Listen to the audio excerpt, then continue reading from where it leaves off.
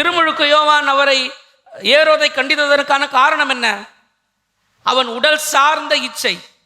தன் சொந்த சகோதரனின் மனைவியை சகோதரனை கொன்றுவிட்டு அந்த சகோதரனின் மனைவியை தன் மனைவியாக்கி கொண்டான். உடல் சார்ந்த இச்சை. இதை யோவான் கண்டிக்கும் போது மனச்சான்று இருந்திருந்தால் அதிலிருந்து அவன் விலகி இருப்பான், வருந்தி இருப்பான். இல்லை, இப்ப இந்த உலகமும் இந்த உலக நாட்டமும் மக்களை, மனிதரை இதை நோக்கித்தான் நகர்த்தி கொண்டிருக்கிறது. இதற்கு ஒரு தகுந்த எடுத்துக்காட்டு தான் கடந்த 2 வாரங்களுக்கு முன்பாக சார்லி கர்க் கொல்லப்பட்ட அந்த நிகழ்வு.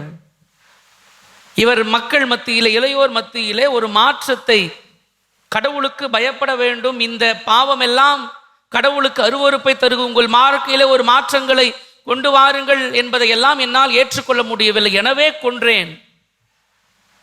பிரியமான அன்பு சகோதர சகோதரிகள், இன்று முதல் வாசகத்தில், ஆகாய் புத்தகத்தில் கடவுள் தன் இல்லத்தை, தன் கோயிலை மீண்டும் கட்டி எழுப்ப சொல்லுகிறார்.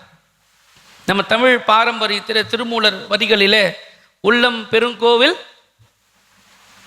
உள்ளம் பெருங்கோவில் ஊனுடம்பு ஆலயம், உள்ளம் பெருங்கோவில் ஊனுடம்பு ஆலயம், இதையதான் நம்முடைய பவுலடியார் பிரதிபலிக்கிறார்.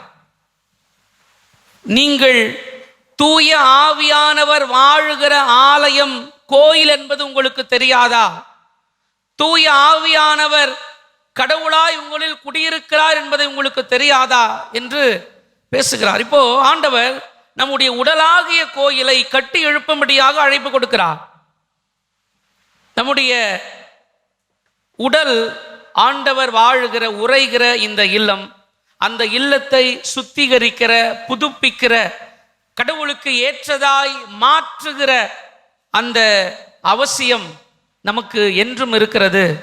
அதற்கு சுத்திகரிப்பதற்காகத்தான் இந்த உடலை கடவுளுக்கு ஏற்ற ஆலயமாக மாற்றுவதற்காகத்தான் இயேசுவை தேடுங்கள், தேடுங்கள், தேடுங்கள் என்று நம் திருச்சபை அழைப்பு கொடுத்து கொண்டே இருக்கிறது. அந்த தேடல் நிறைவு பெறுகிற இடம் ஆண்டவர் இயேசுவின் இந்த கல்வாரி பலியின் திருப்பலிப்பீடம்.